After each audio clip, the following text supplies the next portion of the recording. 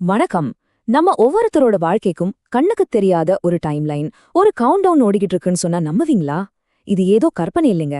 மகாஞானியான அகத்தியர் பெருமான் நமக்கு கொடுத்த ஒரு மிக முக்கியமான எச்சரிக்கை இது. வாங்க, நம்ம வாழ்க்கைக்கான அந்த பிரபஞ்ச கவுண்டவுன் என்ன சொல்லுதுன்னு விரிவாக பார்க்கலாம். நீ மௌனமாக இருக்க வேண்டிய காலம் ஒன்று உண்டு.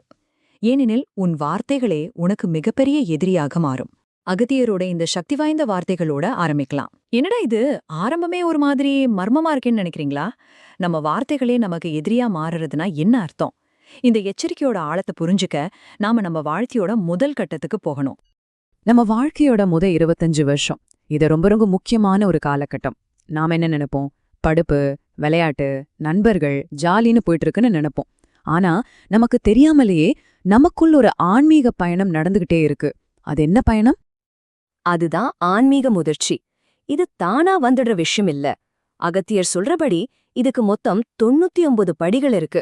ஒவ்வொரு படியும் நம்ம வளர்ச்சிக்கு ரொம்ப ரொம்ப அவசியமான ஒண்ணு. இப்போ வாங்க ஒரு சின்ன கணக்கு போட்டு பாப்போம்.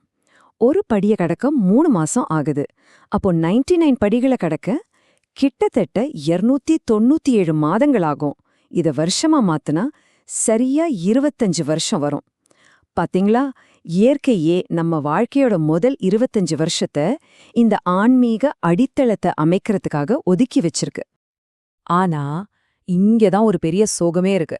இந்த மிக முக்கியமான 25 வருஷத்தை நம்மள பல பேர் வீணடிச்சிடுறோம். உள்ளுக்குள்ளே இப்படி ஒரு வளர்ச்சி நடக்கிறதே தெரியாம அந்த வாய்ப்பை அப்படியே நழுவ விட்டுடுறோம். இந்த நேரத்தை வீணாக்குனா என்ன ஆகும்? 25 வயசுக்கு அப்புறம் நம்ம உண்மையான வாழ்க்கைக்குள்ள நுழையும்போது அடுத்தடுத்த சவால்களை சந்திக்க தேவையான அந்த ஆன்மீக பலம் இல்லாம, ஒரு கவசமும் இல்லாம போர்க்களத்துக்குள்ள நிக்கிற மாதிரி நிக்கிறோம். அப்போ நீங்க கேட்கலாம், சரி 25 வருஷம் போயிடுச்சு, நான் 30 வயசுல ஞானத்தை தேட ஆரம்பிக்கிறேன், அப்போ எல்லாம் சரியாயிடுமா அப்படின்னு கேட்டா அகத்தியர் என்ன சொல்றாருன்னு பாப்போம். இங்கதான் கதையே மாறுது. 30 வயசுங்கிறது ஒரு முக்கியமான திருப்புமுனை. அது வரைக்கும் நீங்க வாழ்ந்த வாழ்க்கையோட விளைவுகள், அதோட கணக்கு வழக்குகள் எல்லாம் வெளிப்பட ஆரம்பிக்கிற நேரம் இதுதான். இதுதான் கர்மாவோட அசைக்க முடியாத விதி.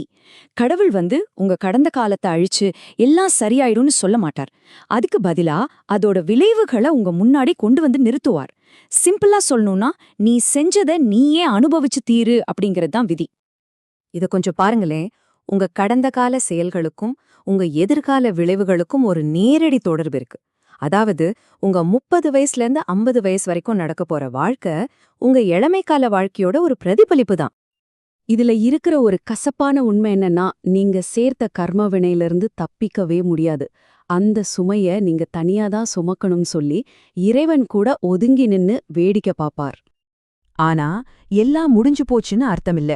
இந்த கர்மாவை அனுபவிக்கிற நேரத்துல கூட நாம திருத்திக்கிறதுக்காக இறைவன் சில குறிப்பிட்ட வாய்ப்புகளை கொடுக்கிறார்.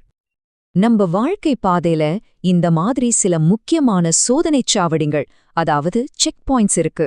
25, 30, 40, 50 இந்த வயசுல எல்லாம் இறைவன் தலையிட்டு நம்ம பாதையை சரி செய்ய ஒரு சான்ஸ் கொடுப்பார்.